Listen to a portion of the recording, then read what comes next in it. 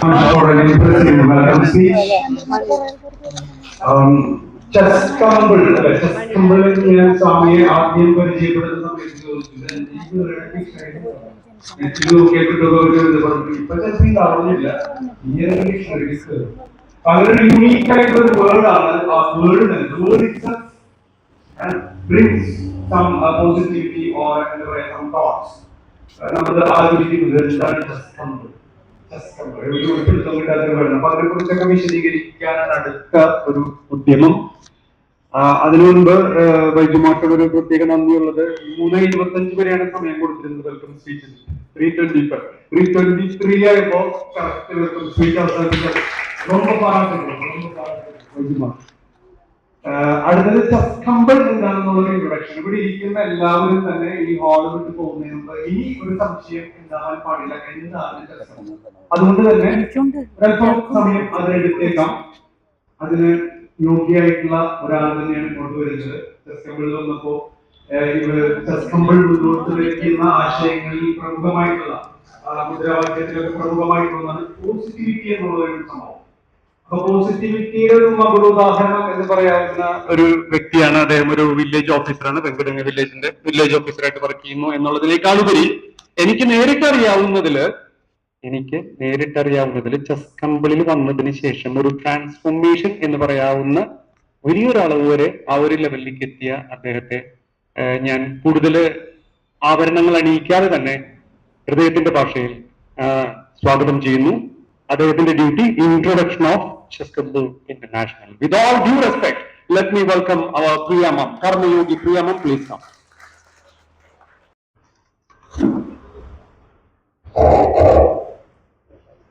അഭിവന്ദ്യ ഗുരു സ്വാമി ദേവമിത്രം മിത്രമേളയ്ക്ക് സന്ദേശം നൽകാൻ എത്തിയിരിക്കുന്ന അതിഥികൾ, ഞങ്ങളുടെ ക്ഷണം സ്വീകരിച്ച് ഇന്നിവിടെ എത്തിയിരിക്കുന്ന എല്ലാ പ്രിയമിത്രങ്ങൾക്കും എന്റെ വിനീത നമസ്കാരം.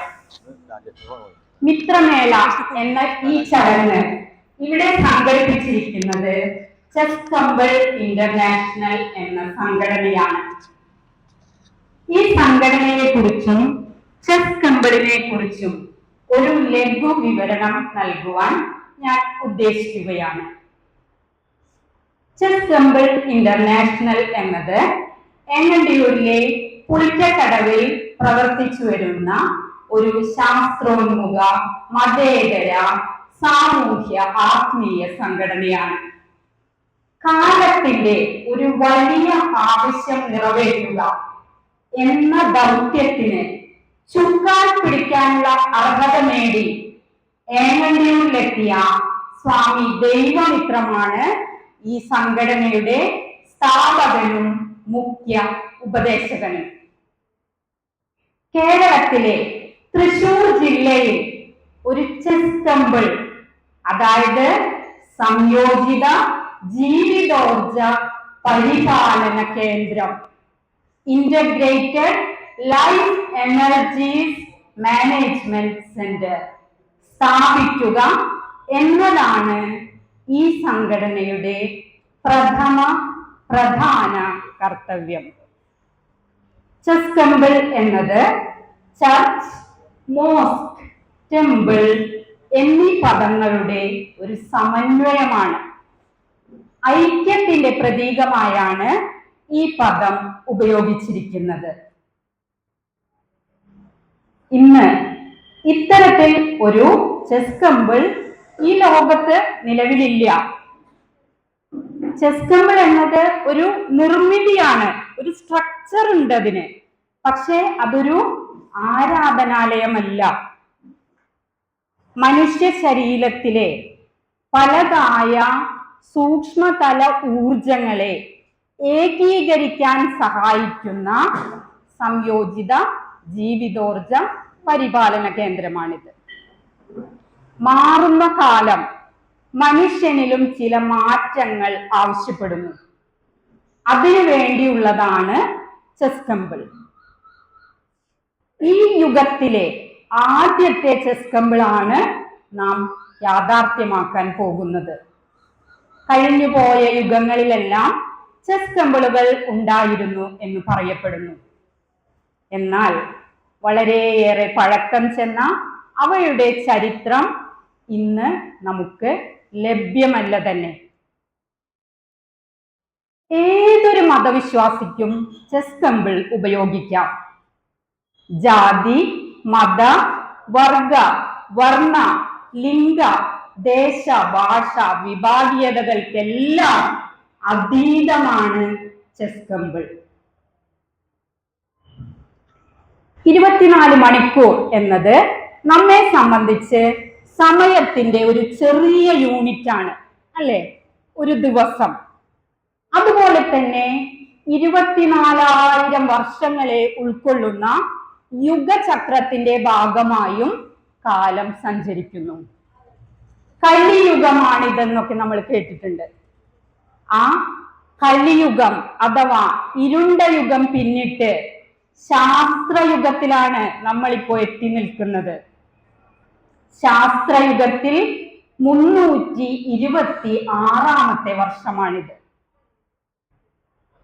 അപ്പൊ ശാസ്ത്രയുഗമാണെങ്കിൽ കൂടി ആ ഇരുണ്ട യുഗത്തിന്റെ ഒരു സ്വാധീനം ഇപ്പോഴും ഇവിടെ നിലനിൽക്കുന്നുണ്ട്. എന്താണ് അതിന് കാരണം? അതായത് ഒരു യുഗം അവസാനിച്ചാലും അടുത്ത 500 വർഷങ്ങൾ കൂടി ആ യുഗത്തിന്റെ സ്വാധീനം നിലനിൽക്കുമത്രേ. അങ്ങനെ ഒരു യുഗസന്ധ്യയിലാണ് നമ്മളിപ്പോൾ ഉള്ളത്. അപ്പോൾ പറഞ്ഞു, ഇത് ശാസ്ത്രയുഗമാണ്. അതുകൊണ്ട് തന്നെ ശാസ്ത്ര സാങ്കേതിക മേഖലയിൽ വലിയ വളർച്ചയും വികാസവുമാണ് ഇപ്പോൾ സംഭവിച്ചുകൊണ്ടിരിക്കുന്നത്. ഇനിയും ഈ മേഖലയിൽ വൻ കുതിച്ചുചാട്ടം സംഭവിക്കാൻ ഇരിക്കുന്നതായും നമുക്കറിയാം. അപ്പോ എന്താണ്? മനുഷ്യന്റെ ബുദ്ധിയുടെ തലം അതിയായി വികസിക്കുന്നു. എന്നാൽ അതിന് ആനുപാതികമായ ബോധവികാസം സംഭവിക്കാതെയും ഇരിക്കുന്നു എന്ന ഒരു പ്രതിസന്ധി മനുഷ്യൻ ഇന്ന് അഭിമുഖീകരിക്കുന്നുണ്ട്. ബാഹ്യതലം വളർന്നും ആന്തരിക തലം ശുഷ്കിച്ചും ഇരിക്കുന്ന ഈ അവസ്ഥ നമുക്ക് ഭൂഷണമല്ല, മറിച്ച് ആപത്കരവുമാണ്. ഇതെന്താണ് എന്ന് നമുക്കൊന്ന് ആഴത്തിൽ നോക്കാം. മനുഷ്യ ശരീരത്തിലെ സൂക്ഷ്മതല ഊർജങ്ങൾ പലയിടങ്ങളിലായി കേന്ദ്രീകരിച്ചിരിക്കുകയാണ്. അതായത് ശിരോ കേന്ദ്രീകൃത ഊർജക്ഷേത്രം, കണ്ഠ കേന്ദ്രീകൃതം, ഹൃദയ കേന്ദ്രീകൃതം, നാഭി കേന്ദ്രീകൃതം എന്നിങ്ങനെ ഈ ഊർജ കേന്ദ്രങ്ങളിലെ ഊർജങ്ങൾ ഏതാണ്ട് സമാന തോതിലാകുന്നതാണത്രേ അഭികാമ്യം. ഓരോ ഊർജ കേന്ദ്രങ്ങളിലെയും ഊർജങ്ങൾ തമ്മിലുള്ള സാരമായ അന്തരമാണ് മനുഷ്യൻ ഇന്ന് അഭിമുഖീകരിക്കുന്ന അശാന്തിയുടെ പ്രധാന കാരണം. ഒരു ഉദാഹരണം നോക്കാം. ശിരോ കേന്ദ്രീകൃത ഊർജക്ഷേത്രം. ഈ ഊർജക്ഷേത്രം മനുഷ്യന്റെ ശക്തികളെ പ്രതിനിധാനം ചെയ്യുന്നു. ഹൃദയ കേന്ദ്രീകൃത ഊർജക്ഷേത്രം മനുഷ്യന്റെ ആന്തരിക തലത്തിലെ ശുദ്ധിയുമായി ബന്ധപ്പെട്ടതാണ്.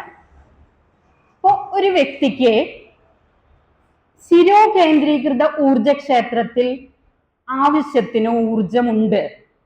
എന്നാൽ ഹൃദയ കേന്ദ്രീകൃത ഊർജക്ഷേത്രത്തിൽ ഊർജം താരതമ്യേന കുറവുമാണെന്നിരിക്കട്ടെ. അപ്പൊ എന്താണ്? ശക്തി ഏറിയും ശുദ്ധി കുറഞ്ഞുമിരിക്കുന്ന ഈ അവസ്ഥയിൽ ആ വ്യക്തി മറ്റുള്ളവരെ ചൂഷണം ചെയ്യുന്ന ആളായി മാറും. ഇനി ഇതിന്റെ നേരെ തിരിച്ചുള്ള അവസ്ഥ, ശുദ്ധി ധാരാളമുണ്ട്, എന്നാൽ അതിന് അനുസൃതമായ ശക്തി ഇല്ല. അപ്പൊ എന്താണ്? ആ വ്യക്തി ചൂഷണത്തിന് ഇരയായിക്കൊണ്ടിരിക്കും. ഇങ്ങനെയൊക്കെയാണ് ഊർജക്ഷേത്രങ്ങളിലെ ഊർജങ്ങളിൽ കാര്യമായ അന്തരം ഉണ്ടാകുമ്പോൾ സംഭവിക്കുന്നത്. അപ്പോ ചെസ് കമ്പിൾ എന്താണ് ചെയ്യുന്നത്? ഇവിടെ ഇതിനൊരു പരിഹാരമാണ് ചെസ് കമ്പിൾ. ചെസ് കമ്പിൾ എന്താണ് ചെയ്യുന്നത്? ചെസ് കമ്പിൾ മനുഷ്യനിലെ പലതായ ഈ സൂക്ഷ്മതല ഊർജ കേന്ദ്രങ്ങളിലെ ഊർജങ്ങളെ സന്തുലിതമാക്കുന്നു, ഏകീകരിക്കുന്നു. അപ്പൊ എന്താണ്? സ്വാഭാവികമായും വളരെ ശാരീരികമായും മാനസികമായും ഉണർവ് ലഭിക്കും, മനുഷ്യന് ബോധവികാസം സംഭവിക്കും. അതിന്റെ ഫലമായി ശാന്തിയും സമാധാനവും നിറഞ്ഞ ഒരു ജീവിതം മനുഷ്യന് പ്രാപ്തമാകുകയും ചെയ്യും. ചുരുക്കി പറഞ്ഞാൽ മനുഷ്യകുലത്തിന്റെ നന്മയ്ക്കായി കാലം അനുവദിച്ചു നൽകിയ ഒരു പാരിതോഷികമാണ് ഈ പറഞ്ഞ ചെസ് കമ്പിൾ. അപ്പോ നമ്മള് പറഞ്ഞു തൃശ്ശൂർ ജില്ലയിലാണ് ആദ്യത്തെ ചെസ് കമ്പിൾ നിലവിൽ വരിക. അപ്പൊ മനുഷ്യർക്ക് ഇത്രയും പ്രയോജനപ്രദമായ ഈ ചെസ് കമ്പിൾ ഒരെണ്ണം തൃശ്ശൂർ ജില്ലയിൽ നിലവിൽ വന്നു കഴിഞ്ഞാൽ ഈ ലോകമെമ്പാടുമുള്ള ജനതയ്ക്ക് അത് ഉപയോഗിക്കുന്നതിനായി ഇവിടെ വരേണ്ടി വരില്ലേ? മാത്രമല്ല ഈ ചെസ് കമ്പിൾ നമ്മൾ തുടർച്ചയായി ഉപയോഗിക്കുകയും വേണം. ഇതൊരു നിർമ്മിതിയാണ്. ഇതിനകത്ത് കയറി 9 മുതൽ 18 മിനിറ്റുകൾ വരെ വളരെ ശാന്തമായി പരമമായ ആ സത്യത്തോട് ചേർന്നങ്ങനെ ഇരുന്നാൽ മാത്രം മതി. പ്രാർത്ഥനയോ ജപമോ ധ്യാനമോ ഒന്നും ആവശ്യമില്ല. മനുഷ്യനിലെ തുടർച്ചയായ ഉപയോഗത്തിലൂടെ മനുഷ്യനിലെ ഈ ഊർജ കേന്ദ്രങ്ങളിലെ ഊർജങ്ങളെയൊക്കെ ചെസ് കമ്പിൾ ബാലൻസ് ചെയ്യും. അപ്പോ ഇത്തരത്തിൽ ആദ്യത്തെ ചെസ് കമ്പിൾ ഇവിടെ യാഥാർത്ഥ്യമായാൽ പിന്നീട് ഏതൊരു വ്യക്തിക്കും സംഘടനയ്ക്കും ആവശ്യാനുസരണം ചെസ് കമ്പിളുകൾ പണിയാവുന്നതാണ്. ഈ ചെസ് കമ്പിളുകളെല്ലാം തന്നെ സൂക്ഷ്മതലത്തിൽ ബന്ധിപ്പിക്കപ്പെട്ടിരിക്കും. വിദ്യാലയങ്ങൾ, ആശുപത്രികൾ, ആരാധനാലയങ്ങൾ, പണിശാലകൾ എവിടെയും ചെസ് കമ്പിളുകൾ പണിത് ഉപയോഗപ്പെടുത്താവുന്നതാണ്. ഇതിനുള്ള പ്രോത്സാഹനവും മാർഗനിർദ്ദേശങ്ങളും ഈ സംഘടന വഴി പ്രാപ്തമാകുന്നതാണ്. അങ്ങനെ ഇന്ന് നിലനിൽക്കുന്ന വിഭാഗീയതകൾക്കെല്ലാം അതീതമായി വർത്തിച്ചുകൊണ്ട് മനുഷ്യർക്കിടയിൽ ഐക്യവും ശാന്തിയും വളർത്താൻ സഹായിക്കുന്നു എന്നുള്ളതാണ് ചെസ് കമ്പിളിന്റെ സാമൂഹ്യ പ്രസക്തി. ഇനി ശാസ്ത്രം ഇന്ന് എവിടെയാണ് എത്തി നിൽക്കുന്നത്? ഈ പ്രപഞ്ചത്തിന്റെ സൃഷ്ടിക്കും നിലനിൽപ്പിനും എല്ലാം കാരണമായ അടിസ്ഥാനത്തെ തേടിക്കൊണ്ടിരിക്കുകയാണ് ശാസ്ത്രം. പദാർത്ഥത്തിന്റെ മോളിക്യുലാർ തലത്തിൽ നിന്നും ആറ്റമിക് തലത്തിലേക്കും അവിടെ നിന്ന് സബ് ആറ്റമിക് തലത്തിലേക്കും ഉള്ള പ്രയാണം ഇന്ന് ക്വാണ്ടം ലെവലിലെത്തി ക്വാണ്ടം പാർട്ടിക്കിൾസിൽ കുരുങ്ങിക്കിടക്കുകയാണ്. ഇനി ശാസ്ത്രത്തിന് മുന്നോട്ട് പോകാൻ ചെസ് കമ്പിൾ നിലവിൽ വരേണ്ടതായിട്ടുണ്ട്. ചെസ് കമ്പിൾ നിലവിൽ വന്നു കഴിഞ്ഞാൽ ഈ മനുഷ്യനിലെ സൂക്ഷ്മതല ഊർജങ്ങളുടെ ഏകീകരണത്തിന് കാരണമായ ആ ചെസ് കമ്പിൾ നിർമ്മിതിയിലെ ഊർജ ഘടന, ഊർജ സാന്നിധ്യം എന്താണെന്നത് ശാസ്ത്രം പഠന വിധേയമാക്കും. സ്വാഭാവികമായി ശാസ്ത്രജ്ഞരുടെ ഈ പഠന ഗവേഷണങ്ങൾ എവിടേക്കാണ് ഫോക്കസ് ചെയ്യുക? ചെസ് കമ്പിൾ നിർമ്മിതിയിലെ സൂക്ഷ്മതരമായ ഗണിത ജാമിതീയ സൂത്രവാക്യങ്ങളിലേക്കാണ്. സ്വാമിജി പറഞ്ഞിട്ടുണ്ട്, ചെസ് കമ്പിളിന്റെ ഘടന പ്രപഞ്ച താളവുമായി യോജിക്കുന്നു എന്ന്. അതിയായി വികസിച്ച ആർട്ടിഫിഷ്യൽ ഇന്റലിജൻസിന്റെ സഹായത്തോടെയുള്ള പഠന ഗവേഷണങ്ങൾ എന്തിലേക്കാണ് വഴി തുറക്കുന്നത്?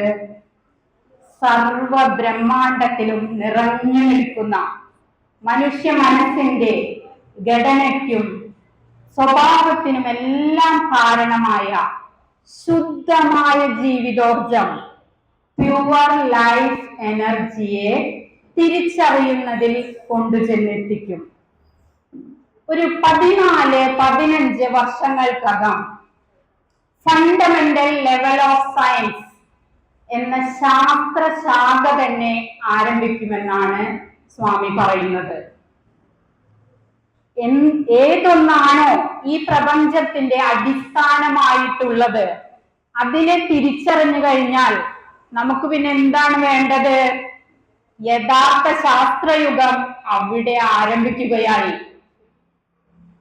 ശാസ്ത്ര സാങ്കേതിക മേഖലയിൽ പിന്നീട് അങ്ങോട്ടുള്ള 10-2000 വർഷം വൻ കുതിച്ചുചാട്ടമാണ് സംഭവിക്കാനിരിക്കുന്നത്.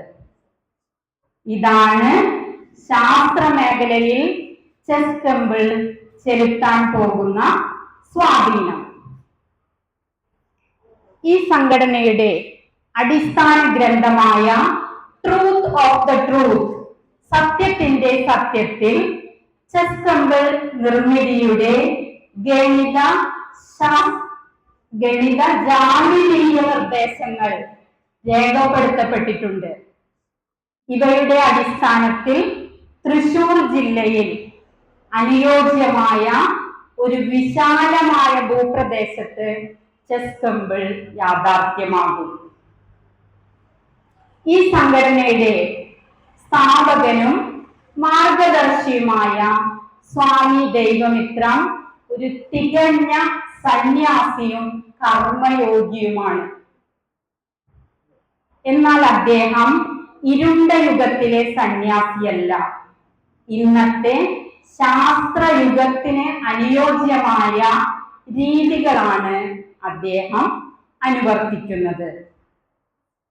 മനുഷ്യർക്ക് സന്തോഷവും സമാധാനവും നിറഞ്ഞ ജീവിതം പ്രാപ്തമാക്കാൻ സഹായിക്കുന്ന കോമ്പാക്ട് ലൈഫ്, ഒരു ചിട്ടപ്പെടുത്തിയ ഒതുങ്ങിയ ഒരു ജീവിത രീതി ചെസ് ടെമ്പിൾ ദർശനങ്ങൾ പ്രദാനം ചെയ്യുന്നു. എന്താണ് കോമ്പാക്ട് ലൈഫ്? ഇത് കാര്യങ്ങളെ വളരെ പോസിറ്റീവായും പുരോഗമനപരമായും കാണുന്നതിനുള്ള രീതിയാണ്. നമ്മുടെ മുന്നിലേക്ക് വരുന്ന ജീവിത സാഹചര്യങ്ങളെ സമയോചിതമായും മിതത്വത്തോടെയും കൈകാര്യം ചെയ്യുന്നതിനുള്ള ഒരു രീതിയാണ്. ഇത് ബോധം ഉണർന്ന ജീവിത രീതിയാണ്. സത്യം, ധർമ്മം, കർമ്മം എന്നിവയെല്ലാം സമഗ്രമായി കൈകാര്യം ചെയ്യുന്ന ഒരു ജീവിത രീതിയാണിത്. ഇത് ഒരുവനെ ആത്മപരിശോധനയിലേക്കും ആത്മപരിഷ്കരണത്തിലേക്കും നയിക്കുന്ന ഒരു യോഗ ജീവിത രീതിയാണ്. നമ്മൾ മനുഷ്യത്വത്തിനാണ് പ്രാധാന്യം നൽകേണ്ടത്. ആത്മീയതയുടെ അജ്ഞാത മേഖലയിലേക്കൊക്കെ കടക്കുന്നതിനേക്കാൾ ശ്രേഷ്ഠമാണ് മനുഷ്യത്വത്തിലൂന്നിയ പ്രവർത്തനം കാഴ്ചവെക്കുന്നത്. ഈ ജീവിത രീതിയിൽ മിതത്വത്തിന് അതീവ പ്രാധാന്യമുണ്ട്. നമ്മുടെ ഉള്ളിൽ നിന്നുണ്ടാകുന്ന ചിന്തയിലും വികാരങ്ങളിലും അതിനെ തുടർന്നുണ്ടാകുന്ന സംസാരത്തിലും പ്രവൃത്തിയിലും എല്ലാവിധ തീവ്രതകളും വെടിഞ്ഞ് മിതത്വം പ്രാപ്തമാക്കാൻ ഈ രീതി നമ്മെ ശീലിപ്പിക്കുന്നു. നമ്മൾ പറഞ്ഞു, ഇത് ശാസ്ത്രയുഗമാണ്. കഴിഞ്ഞുപോയത് ഇരുണ്ട യുഗം, അത് ഭക്തി പ്രധാനമായ യുഗമായിരുന്നു. ഇത് കർമ്മത്തിന് ഏറെ പ്രസക്തിയുള്ള ഒരു യുഗമാണ്. അപ്പൊ നമ്മൾ കർമ്മം എന്ന് പറയുമ്പോൾ ഒരു പ്രവൃത്തി പ്രവൃത്തിയുടെ തലം മാത്രമാണ് നമ്മൾ അതിന് കൽപ്പിച്ചിട്ടുള്ളത്. എന്നാൽ ചെസ് കംപ്ലിയൻ ദർശനങ്ങൾ പ്രകാരം കർമ്മം എന്നത് നമ്മുടെ ഉള്ളിൽ നിന്നും നാമ്പെടുക്കുന്ന ഒരു ചിന്ത, ഒരു വികാരം, അതിനെ തുടർന്നുണ്ടാകുന്ന സംസാരം, പ്രവൃത്തി എല്ലാം കർമ്മമാണ്. എന്തെന്നതല്ല, എങ്ങനെ എന്നാകണം എന്നാണ് കർമ്മത്തെ കുറിച്ച് പറയുന്നത്. നാം എന്താണ് ചെയ്യുന്നത് എന്നതിലല്ല പ്രസക്തി, ആ കർമ്മം നമ്മൾ എങ്ങനെ നിർവഹിക്കുന്നു എന്നതിലാണ് അതിൻ്റെ മഹത്വം ഉൾക്കൊള്ളുന്നത്. അപ്പോ കർമ്മങ്ങളിൽ ഉദ്ദേശശുദ്ധി പരമപ്രധാനമാണ്. എന്താണ് കർമ്മങ്ങളിലെ ഉദ്ദേശശുദ്ധി? ഓരോ കർമ്മവും എത്രയും ആത്മാർത്ഥതയോടെ നിർവഹിക്കുക, പരമാവധി സത്യസന്ധതയോടെ, പൂർണ്ണ വിശ്വാസം അതിൽ അർപ്പിച്ചുകൊണ്ട്, സദുദ്ദേശത്തെ മാത്രം മുൻനിർത്തി. ഈ 4 ഘടകങ്ങളാണ് കർമ്മപാലനത്തിലെ ഉദ്ദേശശുദ്ധി എന്ന് വിവക്ഷിക്കപ്പെടുന്നത്. ഇത്തരത്തിൽ നമ്മൾ എത്രയും കോമ്പാക്റ്റ് ആയി മാറുന്നുവോ അത്രയും സന്തോഷം, സമാധാനം നമ്മുടെ ജീവിതത്തിൽ പ്രാപ്തമാകും. ഇനി സത്യം എന്ന് നാം കേട്ടിട്ടുണ്ട്. എന്താണ് സത്യം? എന്താണോ ഉള്ളത് അതാണ് സത്യം. പരിപൂർണമായ ആത്യന്തിക സത്യം ഒന്നു മാത്രമേ ഉള്ളൂ. പക്ഷേ സത്യത്തെ കുറിച്ച് നമുക്ക് അറിവ് ലഭിക്കുന്നത് മതങ്ങളിലൂടെയും വേദഗ്രന്ഥങ്ങളിലൂടെയും ഒക്കെയാണ്. നാം തിരിച്ചറിയേണ്ട വസ്തുത, ഇവയൊന്നും തന്നെ പരിപൂർണമല്ല. സ്ഥലകാല സന്ദർഭങ്ങളുടെ ആവശ്യാനുസരണമാണ് കാലം സത്യത്തെ വെളിപ്പെടുത്തുന്നത്. ഇതെല്ലാം ആപേക്ഷണീയമായ സത്യങ്ങളാണ്. മനുഷ്യർക്ക് സത്യത്തെ തിരിച്ചറിയുന്നതിനുള്ള ശേഷി ആർജിക്കുന്നതിനനുസരിച്ചാണ് കാലം ഋഷിമുനിമാരിലൂടെയും പ്രവാചകരിലൂടെയും എല്ലാം ഈ സത്യത്തെ വെളിപ്പെടുത്തുക. അപ്പോ ഈ ചെസ് കമ്പിൾ യാഥാർത്ഥ്യമാകാൻ പോകുന്നത് സ്വാമിജിയുടെ മാർഗനിർദ്ദേശത്തിൽ പ്രവർത്തിച്ചു വരുന്ന ഒരു കൂട്ടം കർമ്മയോഗികളിലൂടെയാണ്. ആരാണ് കർമ്മയോഗികൾ? അവർ കർമ്മമണ്ഡലത്തിലെ സാത്വികരാണ്. കർമ്മഫലം ഇച്ഛിക്കാതെ കർമ്മം ചെയ്യാൻ പ്രാപ്തിയുള്ളവരാണ് അവർ. ഇത്തരത്തിൽ നിഷ്കാമ കർമ്മം ചെയ്യുന്ന കർമ്മയോഗികളെ വാർത്തെടുക്കുന്ന പ്രക്രിയയിലാണ് സ്വാമി ഏർപ്പെട്ടിരിക്കുന്നത്. ചെസ് കമ്പിളിന്റെ നിർമ്മാണം ഘട്ടം ഘട്ടമായ പ്രവർത്തനങ്ങളിലൂടെയാണ് യാഥാർത്ഥ്യമാകുന്നത്. ഇന്നിവിടെ സംഘടിപ്പിക്കപ്പെട്ടിട്ടുള്ള ഈ മിത്രമേള ഈ ലക്ഷ്യത്തിലേക്കുള്ള സുപ്രധാന ചുവടുവയ്പ്പാണ്. ഈ സംഘടനയുടെ ദർശനങ്ങൾ പരമാവധി ആളുകളിലേക്ക് എത്തിക്കുക എന്നത് സംഘടനയുടെ വലിയ ആവശ്യമാണ്. അപ്പോ ചെസ് കമ്പിളിയൻ സംസ്കാരത്തിന്റെ വിശാലമായ ലക്ഷ്യങ്ങൾ ആഗോളതലത്തിൽ പ്രചരിപ്പിക്കുന്നതിനും സാമുദായിക സൗഹാർദ്ദം, സമാധാനം, സാംസ്കാരിക ഉദ്ഗ്രഥനം എന്നിവയെല്ലാം പരിപോഷിപ്പിക്കുന്നതിനും വേണ്ടിയാണ് മിത്രമേളകൾ നടത്തുന്നത്. മിത്രമേളയെ കുറിച്ച് വിശദമായി സംഘടനയുടെ ജനറൽ സെക്രട്ടറിയും മിത്രമേളയുടെ ചീഫ് കോർഡിനേറ്ററുമായ കർമ്മയോഗി രമേശൻ മാഷ് സംസാരിക്കുന്നതായിരിക്കും. അപ്പോ ചെസ് കമ്പ്ലിയൻ ദർശനങ്ങൾ ആഴത്തിൽ അറിയാൻ ശ്രമിക്കണമെന്നും തുടർന്നുള്ള മിത്രമേളകളിലും നിങ്ങളുടെ എല്ലാം സഹകരണം ഉണ്ടാവണമെന്നും മിത്രമേളയുടെ ഉദാത്തമായ സന്ദേശം പരമാവധി പ്രചരിപ്പിക്കുവാൻ ശ്രമിക്കണമെന്നും മാത്രം അഭ്യർത്ഥിച്ചുകൊണ്ട് ഇത്ര നേരം കേട്ടിരുന്ന നിങ്ങൾക്കെല്ലാവർക്കും ഹൃദയംഗമമായ നന്ദി രേഖപ്പെടുത്തിക്കൊണ്ട് ഞാൻ എന്റെ വാക്കുകൾ നിർത്തുന്നു.